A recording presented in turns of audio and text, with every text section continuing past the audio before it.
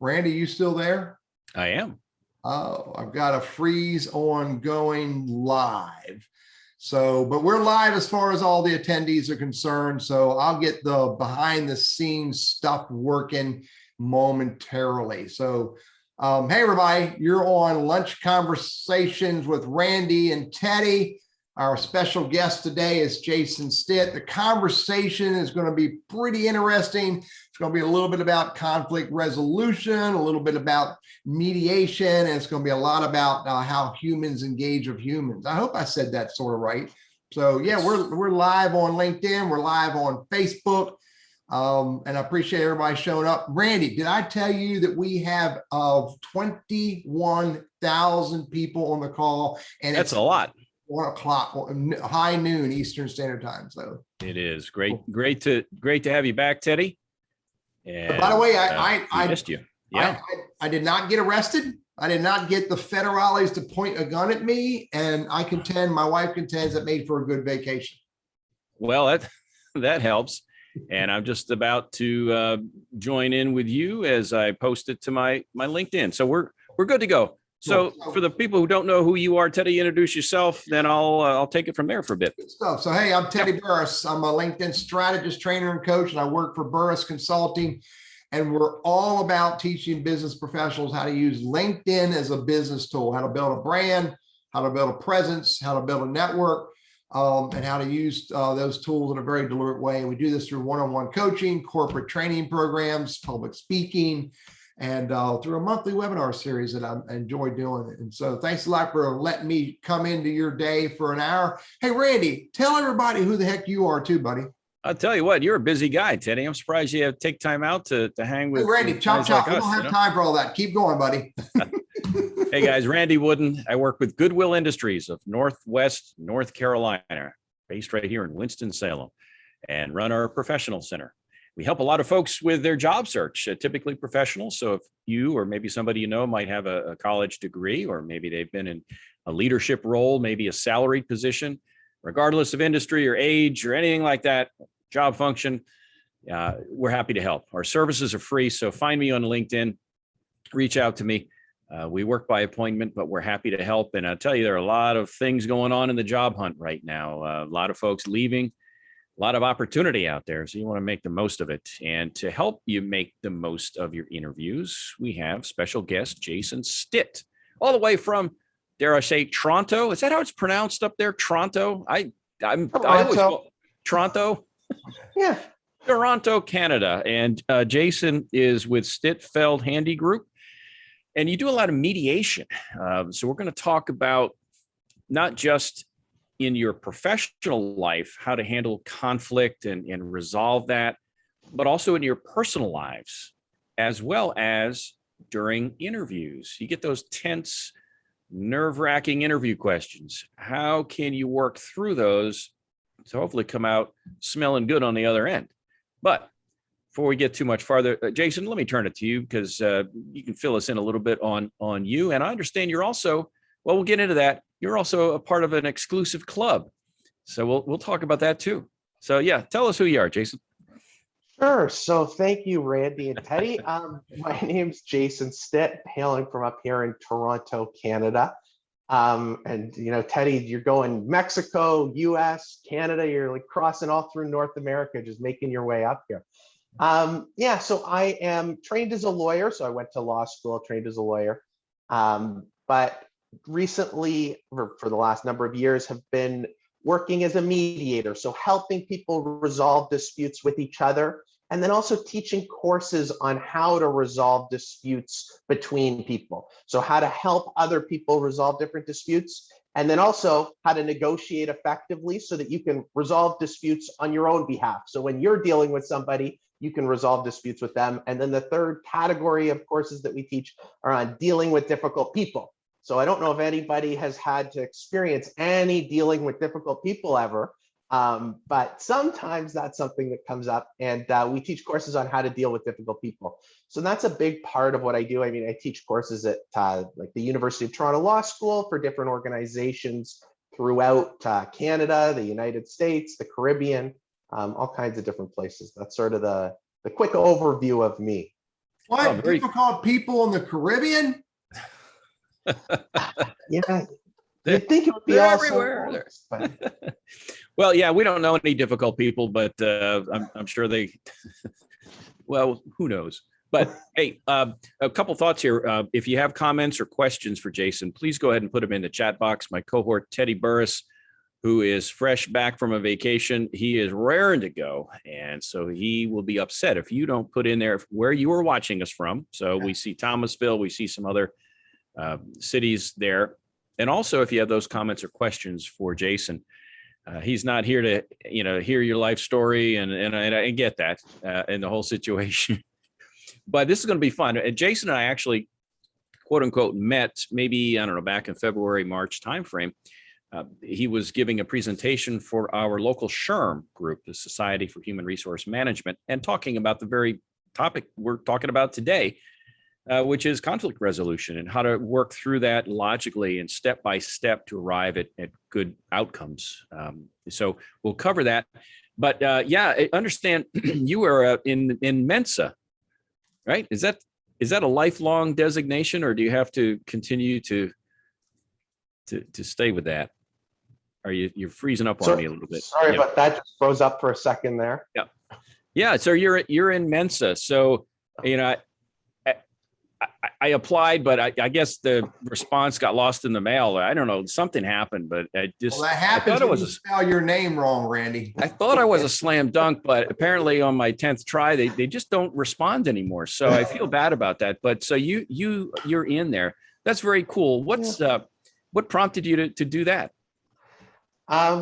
Basically, when you apply to law school, you have to take the LSAT, the law school admissions test. Okay. It's the same in Canada and the States, same test. And then if you score high, I saw that if you score high enough on that test, you can use that test to apply to Mensa, and you don't need to take their test. And I don't like taking a lot of hard tests. So I figured once I've already taken this test once and I could just submit my score and then I can get in, that it felt like a win to me. And then now people think I'm smart, which is great. Awesome. Hey, you know what? I always ask the why question. Always curious, what motivates somebody to do what they do? Was there a single instance or a series of events or something that said, hey, you know what? This is a career path that I think I would like to pursue and I find it fulfilling. What's the why for you? For sure. Coming from a legal background, working in the legal industry for a few years, it's intense. There's a lot going on there. I bet. It's very confrontational. It's very us against you. It's very the other side is bad. I don't like them. There's something, they're being jerks. They're being mean. And you naturally get into that way of thinking. And then there was this other way to do things. There's this mediation perspective of how can we help people resolve conflict? How can we decrease the amount of conflict in the world rather than increase the amount of conflict in the world? And that seemed very appealing. And then the idea of teaching people, helping others to be able to do this effectively is really nice. At the end of our workshops, when we hear from people and they talk about, oh, this is going to be so helpful in all these different ways of being able to communicate better, being able to get along better with people because of the things you talked about. That just feels so nice. Feels a lot nicer to get that feedback rather than we beat them up. I hear you. Let's, again, if you've got questions or comments, please put them in the chat box. We'd love to hear from you. So I always ask the why. And so we touched on that. So the next thing I always like to ask is to understand and to define terminology here. So we hear the term arbitration. We hear the term mediation. Help us understand what are those? How do they differ? Take it from there. Help me out. Help me understand here. For sure. And I'll take it one further and go to negotiation. All right. So negotiation, we define as any time where two people are interacting and could possibly come to some sort of an arrangement, could come to some sort of a deal, could come to some sort of an understanding with each other. So in that sense, we negotiate constantly. We negotiate all day, every day, basically. Mediation is essentially acting as a third party to help two or more other people negotiate. So it's helping other people get on the same page as each other, see if there's room to get along, see if there's room to agree on things. So it's really helping facilitate, helping make that negotiation happen between two other people. It's sometimes more than two other people in a mediation. You sometimes have, like I had last week, a 6-party mediation where you're the mediator and you've got 6 different people involved. But it's essentially helping them to work with each other to get along, to get on the same page, or to see if it makes sense to get along and get on the same page and reach an agreement. And then it differs from arbitration, which is essentially very much like a court case. So an arbitrator is like a judge, but one party presents their arguments, the other party presents their arguments, and then the arbitrator just, asks questions, he hears from witnesses, reads submissions, but then the arbitrator just makes a decision on who wins and who loses. So the parties don't get to choose what happens in an arbitration. They make the arguments, the arbitrator decides. In a mediation, the mediator doesn't get to decide. The mediator just helps them to see if they can come to an agreement with each other. Interesting. Teddy, I know there's a question that is a good one here. We want to work that in. Yeah. So, Jason, I get it. And there's lots of reasons why you would want a mediator, and there's lots of reasons you would want an arbitrator, and there's lots of reasons why you don't want to go to court. I get that. But what about if, and Lisa asked this question, what happens if you have a challenge that needs someone to be involved in resolving it, and at least one party's like, I'm not having a mediator help me? For sure. And that's where you become the negotiator. And it becomes a negotiation with that person. And you have to negotiate with them to get them to engage in the mediation process, or the other person has to negotiate with them to get them to engage in that process. And that's where you use those negotiation skills, where you try to, as best you can, persuade them that it makes sense for them. And I'll talk a bit more of this, but in order to persuade them that it makes sense for them, you want to figure out why. And I know, Randy, you like asking the why question. As a mediator, as a negotiator, I love asking the why question. Why aren't you interested in the mediation? Get some information, work off of that. Maybe they have a very good reason to not do the mediation, and maybe a mediation doesn't make sense. Maybe they don't have a good reason and you can persuade them, but you want to have that conversation with them, and that's already a negotiation prior to the mediation. Yeah. Maybe something too that, and I know with the SHRM presentation, you walked us through a series of steps, or not escalation, but kind of like that. I think there was that whole process. And I don't know that that's something you feel like you want to touch on today, or even kind of briefly touch on that. But as tensions rise and then they peak, and then how do we work it down to get back to baseline? Very interesting, as you shared that a few months back. You had presented a few talking points here, so I wanted to throw the first one out here. And you touched on it a little bit just a moment ago, how to persuade other people to see your point of view. How do you do that?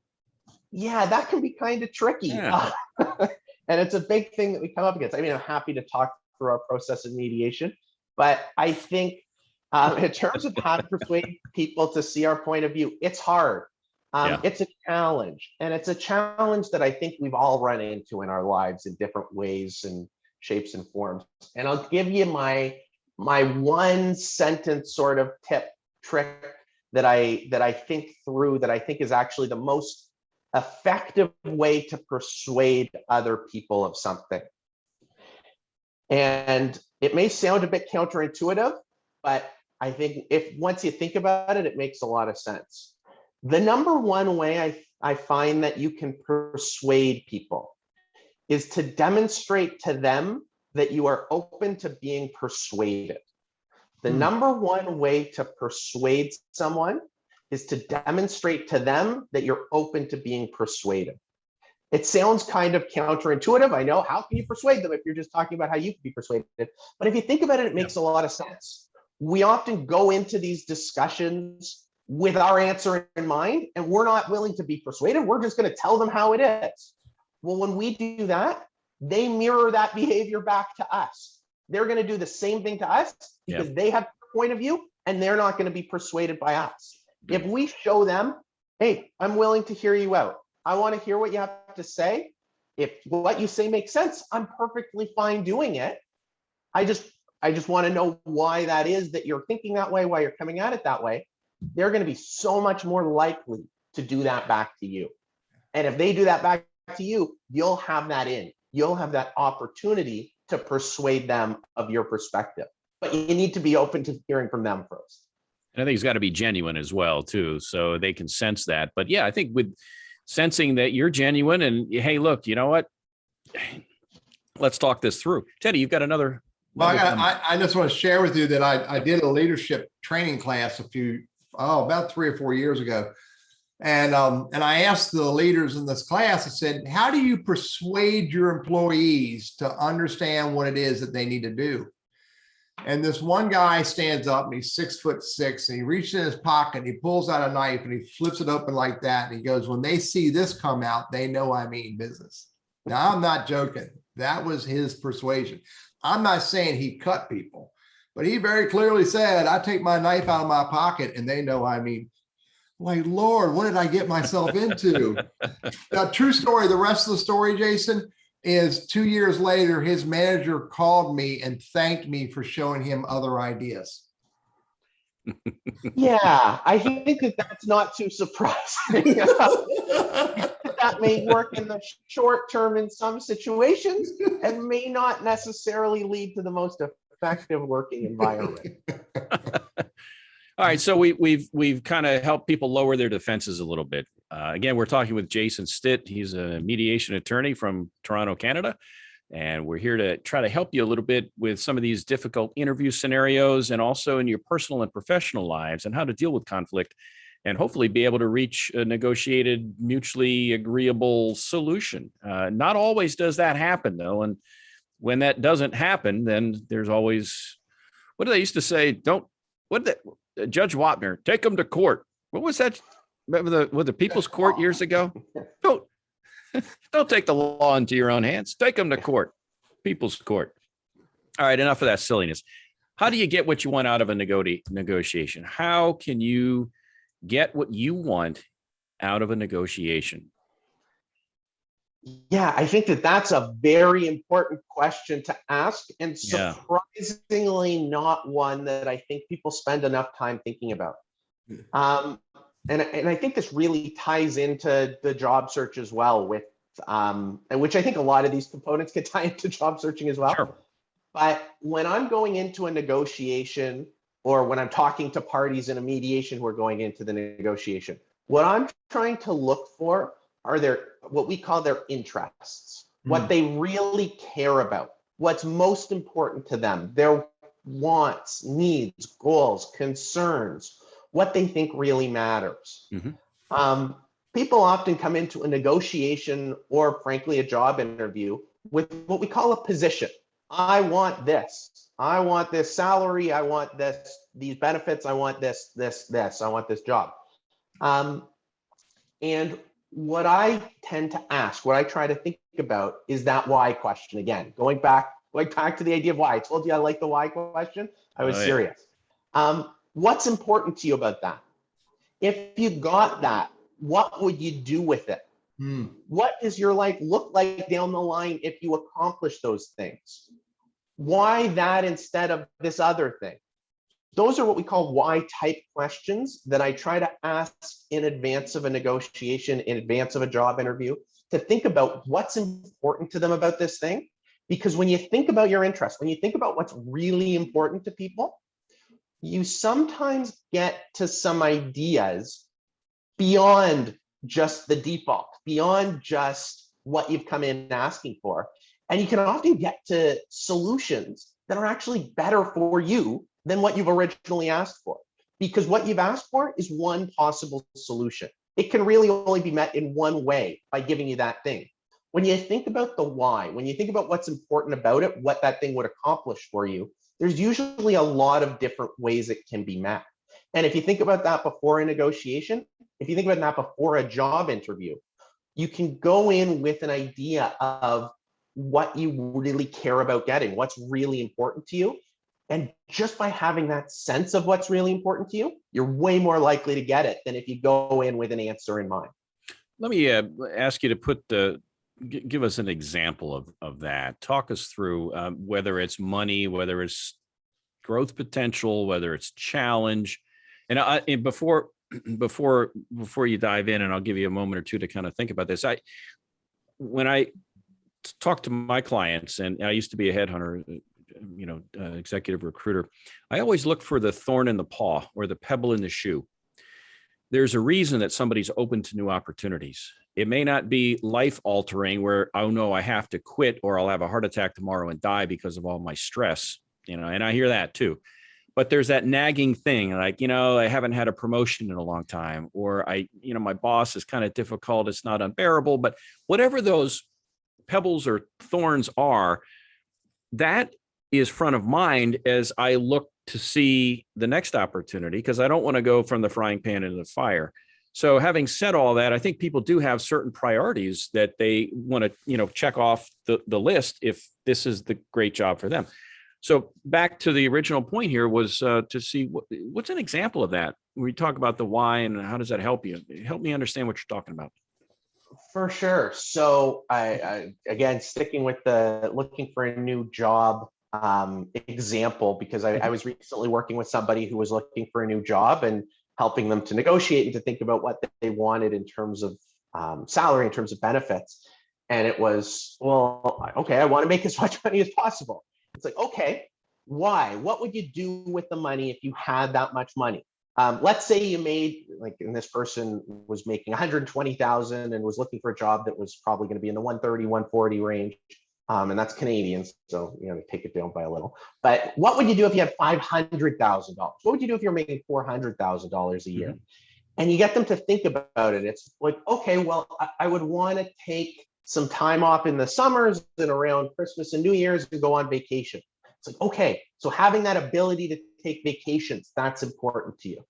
I wouldn't want to go into the office every day. I would probably want to work fewer days. Okay, so again, maybe more vacation time, higher benefit. What do you not like about going into the office? Well, the commute. Okay, the commute's a problem. What if this new job involved more working from home opportunities?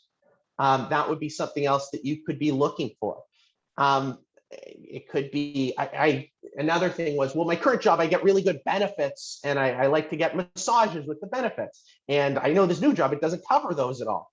And it's like, okay, yeah. Health benefits are a little different in Canada. I'll go into some differences. No massage, I ain't coming, buddy. But so the new opportunity to have massages, so it's like, okay, well, what if you had to pay for the massage? So that's something else that you take into account in the amount of money that you'd be looking for. So you think about the different benefits, you think about the whole package, and then you really want to weigh how well all of these things are going to meet your interests, as opposed to how well your current job meets your interests. There's also coworkers. I want to have a good relationship with my coworkers. Mm-hmm. I want to know them pretty well. My current coworkers, I like 4 out of 10 was this person's perspective. Which is, I don't hate them. I've had worse coworkers. I've had better coworkers. Yep. So you want to think about that. And that might be the type of question, thinking, okay, if that's important to you, we want to ask some questions in the interview to try to get a sense of that. Now, you're not going to ask, how well do you like your coworkers? But you want to ask some of those questions to try to get at that information in the interview. Yeah. And speaking of interview, I know, Teddy, you've got a really good comment from Mike in there you want to work in, I think. Yeah. Oh, well, I'm going to work in Mike in a minute. Okay.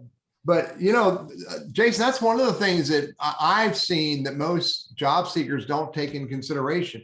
The amount of compensation, the package of compensation that you get for a job is far more than the salary and the benefits. Can be far more than the salary and the benefits.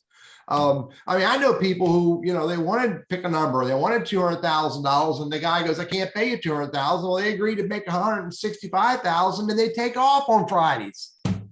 I would take that heartbeat as some portion of the compensation. Ditto with the massages, man. I'm telling you. Hey, is that in the budget, Teddy? The massages in our budget? Jason, we're about ready to need help mediating this because I'm going to tell him no, he's going to get all upset. So that's what the massages are for.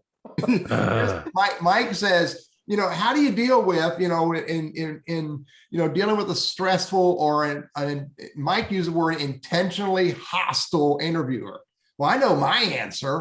I'm leaving, but maybe that's not the right answer every time, Jason. Is there another answer? Yeah, so I would say it comes back to a few things. Yeah. One, I think you want to think about what you want to get out of the scenario. If it's a job that I'm not interested in, who knows what I'm going to do?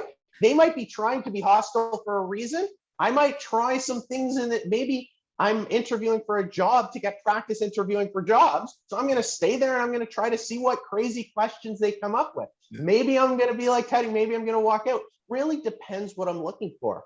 One thing I find can be helpful is you want to think about why they might be acting the way they are. Mm-hmm. And then the other thing is, and this comes up in our Dealing with Difficult People workshop, and it sort of came up in the earlier discussion. People do tend to mirror behavior that they see in others. And if they're being hostile, if they're being aggressive, it's really hard to keep that up when you're maintaining the calm, maintaining some composure, slowing down the talking. You'll notice I'm slowing down the talking a bit, trying to bring things down, bring down the intensity. You get to control that. If you want to have a more intensive conversation, if you want to have that more engaging conversation, you can bring it up. If you want to have the more controlled, calming conversation, that's within your control in terms of how you talk. They can get aggressive. You can choose how to respond to that. Sometimes you need to breathe. Sometimes you need to take a moment before responding. And I think it's worthwhile to think about, why are they doing this? Are they trying to see how you'll react to angry individuals? I know when we interview people for our instructor roles, one of the things we do is we play out scenarios with them. So we say, let's play out a scenario. Imagine that you're dealing with a workshop participant and I'll start playing that role. And then I start playing the role of this crazy workshop participant who's being aggressive, who's being confrontational, just to see how they'll interact with it. Maybe this interviewer is trying to see how you'll interact with the challenging individual in the job. Yeah, it is interesting too. You talk about mirroring people's behavior, and while I don't get into this topic necessarily with my professional center clients, Goodwill has a myriad of programs to include working with people with differing levels of mental and physical challenges, and being able to ratchet down the intensity when some participants may, ratchet it up. We sat through a workshop, back before COVID, on how to sort of what I'll call the word disarm or diffuse a situation with somebody who is acting perhaps irrationally or in ways that are, let's say, inappropriate. Unfortunately, I'm just so glad I don't have to deal with that on a daily basis, but I do agree with you. And something that I think bears mentioning is, and I've shared this with Teddy before, and it's something I learned years ago from an instructor called verbal cushions. Mm-hmm. And just as you talked about, Jason, you talk about saying, I'm open to being persuaded. A verbal cushion, if somebody's just hammering you with, why did you do this? Or I see you haven't worked in a year, or you don't have a degree, or whatever. You say, well, if I were in your shoes, I may have that same question. Let me address that. And so the verbal cushion allows you to drop defenses. It shows them that you're going to answer the question. You're acknowledging their question, but it also buys you time to think about what the heck you're going to say. So it's a win-win-win, because it shows that you can remain composed while under, let's say, intense interrogation, if you will. So it's a verbal cushion, and I've used that a lot. I used it without even realizing it, but now that I realize it, it's a very, very powerful tool to use in conversations that sometimes can get a little edgy. So, hey, Teddy, look at the clock on the I'll tell you, man, computer screen. By the way, Randy, I also learned this, that after 43 years of marriage, my wife does not want me practicing my negotiating and mediation skills on her. I can't do it. Hey, it's 12:30 Eastern Standard Time. You're on Lunch Conversations with Randy and Teddy, and our special guest today is Jason Stitt, and the conversations about problem solving and negotiation and mediating, all these skills that we need to be practice and learn how to use appropriately in life, in business, and in career search. So, Randy, back to you, buddy. Yeah. So you had mentioned in your notes to us ahead of time about tips for avoiding falling into common traps. So what are these common traps and how do we avoid them? Yeah, that seems like a good thing to be able to avoid. So one of the common traps is when you're talking to your wife and she says, don't use any of that negotiation, mediation stuff on me. That's a common trap that I know I run into. And what I do with that is I just tone up the listening, want to make sure that I fully hear what's being said, that I fully understand. And this really is a common trick. I mean, I'm half joking about that because it really is a real thing that comes up. But you can still use the tips. I have to whisper now when I'm working at home. Yeah, talk quietly. You don't want anybody else to hear. I close my door too, Jason. You'll see the doors closed behind me. You can still use these things because they work. You can still listen. You can still think about what's important to the person because those things work. One of the other common things, and this is a topic, it could be a separate topic in and of itself, but it's one that I've gotten into in recent years that comes up in negotiation theory a lot, and it's the concept of anchoring.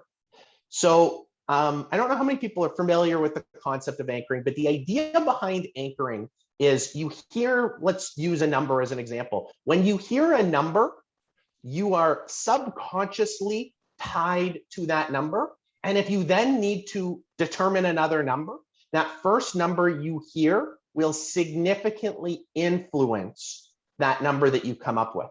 And they've done all kinds of crazy experiments about this that show just how powerful a tool is. I mean, we do one that I came up with in our workshop, but basically the idea is, and I could talk you through the one that I do. It's you ask people. I divide up people in half, and I'm telling you, you could try this. You could try this at home. If you have multiple different people, you divide them up into two groups. The first group, you say, how do you think more or less than? And here, this is just the example I use. Do you think more or less than 2.5 million people in America skydive each year? More or less than 2.5 million people in America skydive each year, and then you just get them to answer that. And then you say, okay, how many people in America do you think skydive each year? And so I guess Teddy and Randy, I'll ask you to answer. So how many people in America do you think skydive? So first of all, do you think more or less than 2.5 million skydive each year? Under. Okay, how many people in America do you think skydive each year? 1.1 million. 1.5 million total. 1.1.5. And now here's the interesting part. That's what I do with half of the people. The other half of the people, I say, do you think more or less than 7,000 people in America skydive each year? And then they all say more. And then I say, okay, how many people do you think skydive each year? And the answers are 10,000, 20,000, 25,000.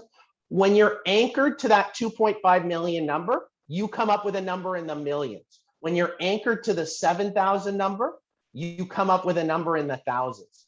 And there's almost no overlap even of people. And you think about that in a job interview, where if somebody says, all right, this is a $30,000 a year position, how much are you looking for? You can see how you would be subconsciously tied to that, as opposed to if you say, I'm looking for 200,000, how much can you offer me? Those significant differences, even if it's the same position, have a huge impact on the end result of a negotiation. And it happens constantly. I don't want you teaching Randy how to do this stuff. But I get it. I absolutely get it. Yeah.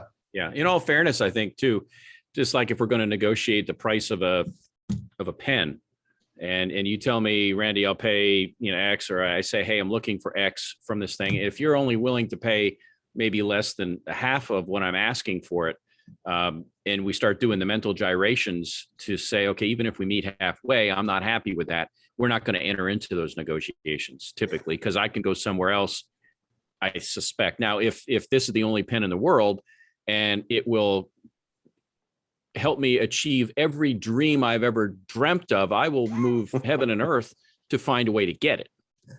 But that's not reality. And so, but I like that because I think, do you know what the answer is, by the way? On the yeah, I think it's in the 300,000 range. Is it really? or 30,000, depending on how you count. If you count number of dives, or if you count how many people are diving. Yeah. I think it's in the 300,000. I had used to have a brother-in-law that he was a pilot, and that he would do the tandem jumps, and I mean he was an instructor for that. And I think his son also, and they love it. Now, as you age, I think your knees kind of tell you it's time to stick to something a little less painful. But he loved it, and just great stories and great experiences for him. So let me bring up the question that Lisa asked, because Lisa asked it in another way. So we get a mediator, we do this negotiation, and we come to an agreement. And I would wager there's some legal answer to this, but what's the tactical answer to this? That we come to this agreement that Randy and I, we had this conversation. Randy wants 600,000 an episode. I only want to pay Randy 6 cents an episode, but we come to an agreement of 60 cents an episode, and Randy's happy with that. But then he's no longer happy. Something happens, and he changes his mind, and now we have a new problem because he agreed, but now he's disagreed. How do we get people to stick to what they agreed to? And it's an excellent question, and you say there may be some legal components to it, and there may be. But first, I'll give you my lawyer answer to it, which is the answer that I think most lawyers give to most questions, which is it depends. The favorite answer of lawyers. But in fairness to lawyers, there's a reason why that's the answer to most things, because it usually does depend. And then the follow-up question, when I give the it depends answer, I do like to give the, okay, what does it depend on parts of the answer, because that could actually provide you some useful information. Yeah. At the end of the mediation process, and Randy was referring to our process of mediation, the last step in that is closure. So that's the end of it. And it's the step that people often want to rush through, because often you get on the same page, you think you've agreed, and you say, great, we're done, let's go home. That was exhausting. The end is, in so many ways, the most important part of the mediation, so that you don't get into that situation that Lisa brought up, where somebody's not sticking to the deal. Or the more common thing that I've found is that somebody thinks they're sticking to the deal, and somebody else thinks they aren't, that person is not sticking to the deal, because it wasn't clear enough in the mediation. You really want to make sure that when the mediation's done, you've clarified terms. You may also want to, and what often happens in a legal context, is you'll include consequences if people don't follow through with it. And when you get them to sign off at the end of the mediation that says, all right, if Randy doesn't show up to work for 60 cents, Randy's going to be, I don't know, whatever the consequences are. I don't know what the minimum wage would be. Randy might have that to go back on. But there are often going to be terms in there that talk about consequences, and often in a legal consequence, it's that you'll be found in default, that this will be, that the other person can bring a document to court, and that you consent that you will owe them that money. That's something that's often used in legal contexts. It's also a reason why it's so important to think about the other person's interests in a mediation, in a negotiation. Because if you're getting to an agreement that's amazing for you and doesn't meet any of their interests, they're going to spend a lot of time looking for ways to get out of that agreement. Yeah. If you can find a way to think about an agreement that meets what you want and is still good for them, is still workable for them, they're going to be so much more likely to want to stick to it, because it gets them what they want. It gets them what they care about. Yeah. And one of the things that I learned as a leadership coach is a thing in every conversation, including mediation, arbitration, there's what's called the closing statement. And the closing statement is that, hey, Randy, you just agreed to 60 cents an hour, dude. We're done. Thanks a lot. The closing statement is, Randy, what did you just agree to? And get Randy to say that out loud, and then ask this question: is there any reason that you will not fulfill that agreement? And get him to offer any potential reasons. I fully agree with that, Teddy, and I will abide by that. This is what I have to deal with, Jason. For a while. For a while. So I'm with you. I hear your point. You said, what I heard you say, it's that closing conversation. And then there's also the consequences. And just to address the follow-up comment from Lisa about if they don't want to put something in writing. that even if they don't want to put it in writing, to me, that's another negotiation. Why don't they want to put it in writing? What's important to them about not putting it in writing? And then I think to myself, okay, from my perspective, what's important about putting it in writing? Oh, well, that it's enforceable. Okay, well, does putting it in writing actually make it enforceable? Does just writing something on a piece of paper make it enforceable? I write a bunch of things on a piece of paper every day. They're not enforceable.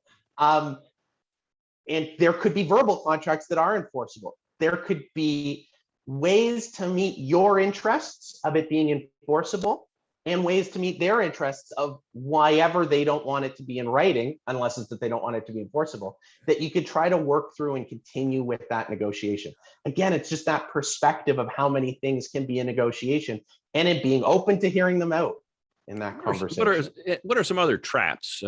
We still have about 7 or 8, 9 minutes before we move into our wrap up segments, but are there other traps that are fairly common you'd like to address? So I don't know if it's necessarily a trap. I think of it as a trap. The idea of exerting power and putting real pressure on people. People, and the idea of power, and I'll talk a bit about the idea of power in a negotiation, because I think that's a useful concept, and in a mediation. A lot of different people can have different forms of power in a negotiation. There's a lot of different ways in which people have power and can exercise that power. And I find what we're really scared about in terms of power imbalances in a negotiation is people exercising power in a problematic way. And then I also think, in terms of negotiation power, one way in which you can have a lot of power is to know how to negotiate effectively. And as a mediator, if you're facilitating a negotiation between two people, you're kind of helping them both to negotiate effectively and kind of creating some of that benefit to both people in terms of dealing with the power problems in a negotiation. The other way in which people often try to exert this power, getting back to that pressure piece, where they say, we need you to come to an agreement today. This offer's on the table today only. If you don't sign on the dotted lines, we're going to the next person in line. And what I find in that is one thing that's so important when you're entering into a negotiation is to know what we call in the negotiation industry your BATNA. Your BATNA, it's sort of a negotiation term. It's your excuse me, your best alternative to a negotiated agreement.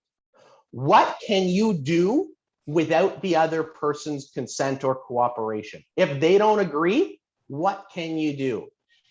And as someone going into a negotiation, I always want to know what I'm going to do if the other person doesn't agree with me on some sort of a negotiation. So when they try to put that pressure on me, I know, okay, but if I don't sign on that dotted line, I can do this other thing. If I don't sign on this dotted line, you may offer me a better offer tomorrow. Those last second things are often, I'll say, written in pencil. This is the last time you're getting this offer thing. Those are often not necessarily the last time. But if it is the last time, if you're not going to be able to deal with this person anymore, I want to know what I'm going to do. Randy was talking about if that's the only pen in the world that you're negotiating for. Okay, what other pens can I get if I can't get that pen from Randy? Can I get a pen that's almost as good, that'll meet my interests almost as well or just as well as that pen? Can I get a pencil? Excuse me, which will be almost as good. You want to think about that in advance of a negotiation. Good stuff. Good stuff. We've got, Randy, we still. We're not going past 60 cents though, buddy. All right, so that's my limit, 60 cents. Oh, well. Hey, how do you know when to say yes or no to a deal? Is there a tipping point where you say, yep, let's do this thing, or nah, I got to walk away? Excellent question. Sorry, excuse me. And the answer ties back into the last point. If it's better than what you can get elsewhere, you're going to want to say yes to it. If it's not as good as you can get elsewhere, I would go with what you can get elsewhere. There's often these pressures that people feel. There's a lot of reasons why people will often say yes to deals in a negotiation, in a job interview, even though they could do better. And I often caution people to really think through what's actually the best decision for you. What best meets your interests? There's a common trap that people fall into called the sunk cost fallacy. I don't know if people are familiar with the sunk cost fallacy. I know I have a quick like a 10-minute video on YouTube explaining it. If you look up sunk cost fallacy, Jason Stitt, you could probably find it there. But essentially, the sunk cost fallacy is people feel like if they sunk time, effort, energy, money into something, and then they say no to it, then that time, effort, energy, money is wasted. But here's why it's the sunk cost fallacy. That time, effort, energy, money that you sunk into that thing, whether you say yes or no to the deal, it's going to be wasted either way.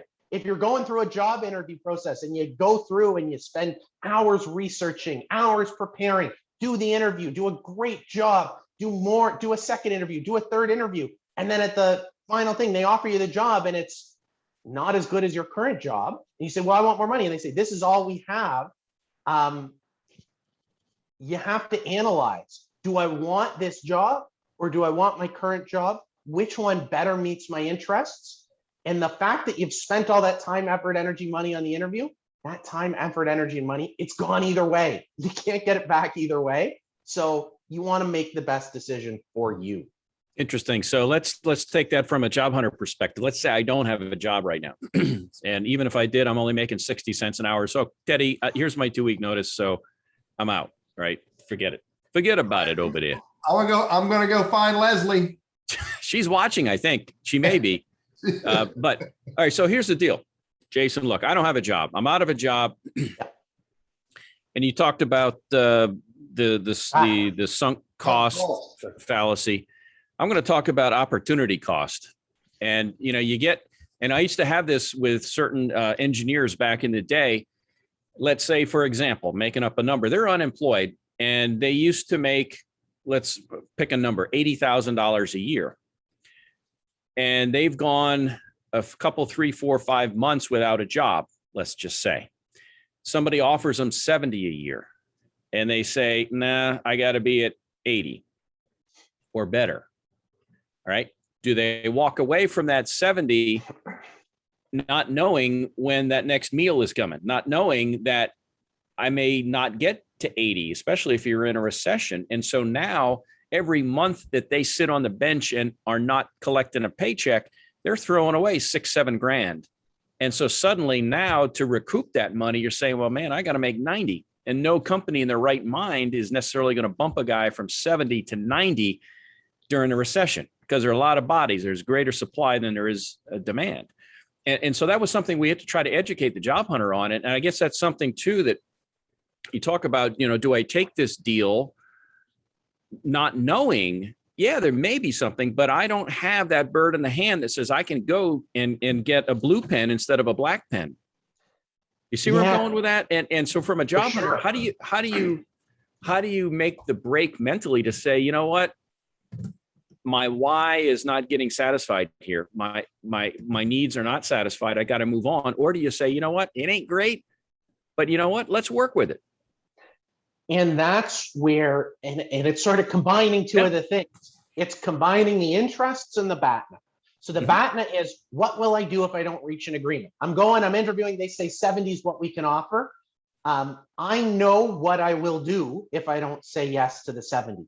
And your BATNA may be bad. You may not have a good best alternative. It may be, I'll sit on my couch and play video games. Does that better meet your interests than taking this job for 70,000? I would say no. It may be, well, I can get this consultant work on an hourly basis and it won't be quite as good, but it'll allow me to continue the job search. And I'll spend 4 hours a day on the job search. And I'm quite confident that will allow me to get a job making 75 or 80. If that's the case, then your BATNA might be better. If there are possible other things that you could agree that you could do, and that's why you want to figure out in advance, what am I going to do if I say no? And how well does that meet my interest? What I really care about, what's most important to me, how well does that meet my interest? compared to the job offer, looking at the whole package, looking at the 70,000, looking at the benefits, looking at the time off, looking at all that's involved in that. And then again, are there ways to add value there? Like we talked about earlier. Okay, it's only going to be 70, but does it also involve who knows what else you could get as part of the package?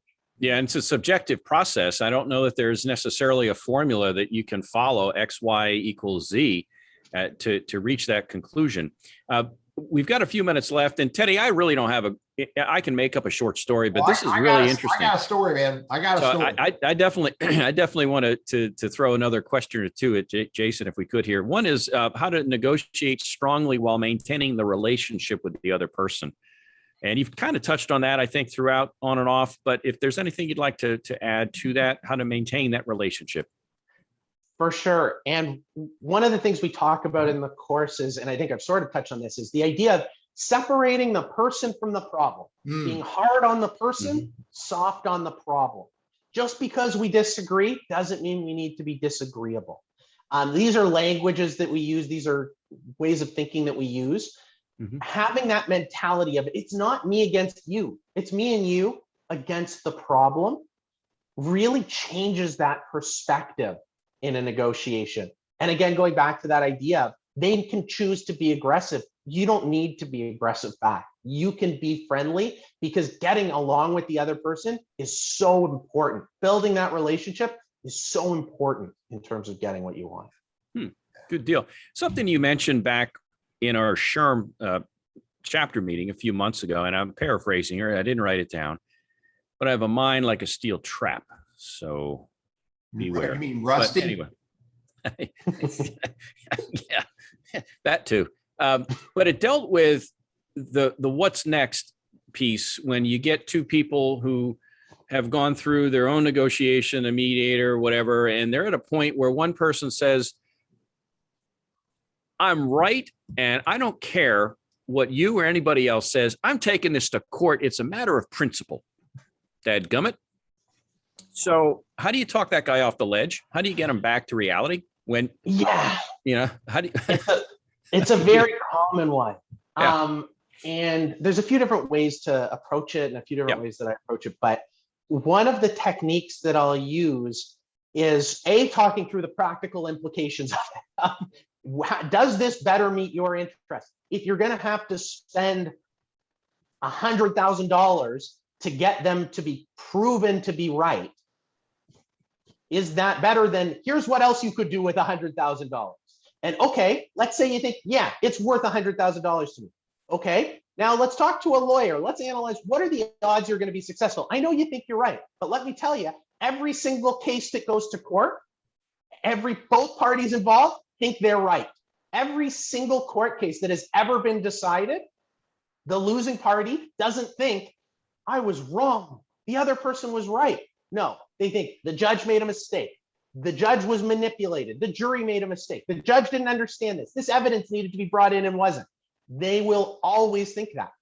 And going into coming out of court, you ask them, okay, there's a chance. So first of all, there's a chance that you're still going to be found against. Then the other person for sure won't learn their lesson. Let's say you're found in favor of. What are the odds that that other person is going to be the first person ever who thinks, I was wrong, I did make a mistake? Or are they an unreasonable person who's just going to think the judge got it wrong? And I like that phrasing because they always think the other person's an unreasonable person. They always think that that person's going to be unreasonable, and you take advantage of that because the truth is, you go to court, the other person is not going to be persuaded that you were right. You just want to convince the person of that and get them to understand that. And that I know it's a matter of principle. Unfortunately, going to court isn't going to meet your interests in any way and will cost you a lot of money. Yeah, I hear you. Well, I think it's time to move into our final wrap up here. Jason, if you would, we always ask our guests to provide a few takeaways that you'd like our guests or our audience to have. Takeaways on mediation, negotiation, arbitration. Just you've been a wealth of info today, by the way, and I appreciate you coming on. What would you like to share with our folks? For sure. So thank you for that, Randy. I think a few key things. One, think about your interests. Think about what's important to you. What do you really care about in a negotiation, in a conversation, in a mediation, in an interview? I like to think about it in advance. I like to write it down so that I have it there. so that I can keep it, so that I'll remember it as the conversation goes on. And then also, if we're summarizing everything down, number one way to persuade people, demonstrate to them that you're open to being persuaded. Let them know that you're listening to them. Let them know that you're hearing them. Let them know that you care. They're going to be so much more open to being persuaded by you. Great. Do that Appreciate it. sincerely. Yeah. And Teddy, Sure. I lied to you. I have a story, but it's a really brief one. And then I'll throw it to you to wrap All it up right, with the go story. for it. Go for it. And, as soon as I said that, I forgot what it was, but no, it's that thorn in the paw that I mentioned earlier. What's important to you, the why are you embarking on a job change, or why are you looking to get resolution on what's in it for me? And what's my motivation for that? And again, I've worked with job hunters over the years that have had a whole myriad of different issues that help drive that desire for change. And I think we also need to be realistic. The grass is not always greener on the other side. And while you may resolve the pebble in your shoe, you may step on a thorn on your paw in your next job. In other words, nothing's perfect. And so I think we need to be realistic, but I think we need to go in with our eyes open and have that game plan, to Jason's point about what do you want and the why behind it. And if you can't get it, what are you going to do about it? And where do you go from there? So with that said, I'll throw it back to you, Teddy, for a story and a wrap up. And we've got a pretty cool guest coming up next week too. Yeah. Thanks a lot for accepting our agreement live on the show today, Randy. So I appreciate that. Hey, here's my story. Negotiating. I won't use names, but I know an executive who wanted more money, and the organization wasn't going to pay them more money. So he went to him and said, okay, how about I get this? And one of the things he asked for is he wanted every Friday afternoon off. No ifs, ands, or buts, never schedule anything on afternoon or Friday. They said, okay, that's fine. Then he said, you know what? I'm tired of buying all these expensive suits. I want business casual. I want our organization, or at least my department, to go business casual. No more suits. They said, okay. Look what happened. He was spending an exorbitant amount of money on suits, and he got and no longer had to do that. He went business casual. He saved a lot of money to buy new suits, and he got Friday afternoons off. He was able to have more fun with his family. Compensation can be negotiated, and it is not just the dollar. It's not just the benefits. It's not just vacation. It can be the environment you work in, the educational opportunity, the expense account, time off. It can be experience. It can be, the reducing travel, reducing cost of clothing. There's lots of things you can negotiate together to make this agreement mutually beneficial. We have to all remember it's not always tied to one thing. Everything can be tied to lots of things. So Jason, dude, thanks a lot. Appreciate it. Really do appreciate the thoughts and the ideas that you share with the group.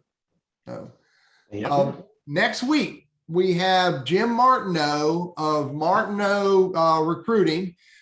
Jim is a member of a 3-person team, actually all 3 brothers. Out of Winston-Salem, North Carolina. Their focus is technology staffing. Jim and his brothers have been doing this for a long time. They're really highly well known and thought of in our community in technology staffing. Jim will bring conversations about working with recruiters, working with staffing firms. He'll also bring conversations about doing contract working, which is a negotiable conversation. It doesn't always need to be W-2. It can be W-9 or whatever. So anyway, join Randy and I next week, 11:55 a.m. Eastern Standard Time with Jim Martineau. Thank you, everybody, for coming. Randy, it's a pleasure seeing you again today, buddy. Jason, Take care. Thank you, Jason. Have a great day. See you, Ted. Thank you. Take care, folks.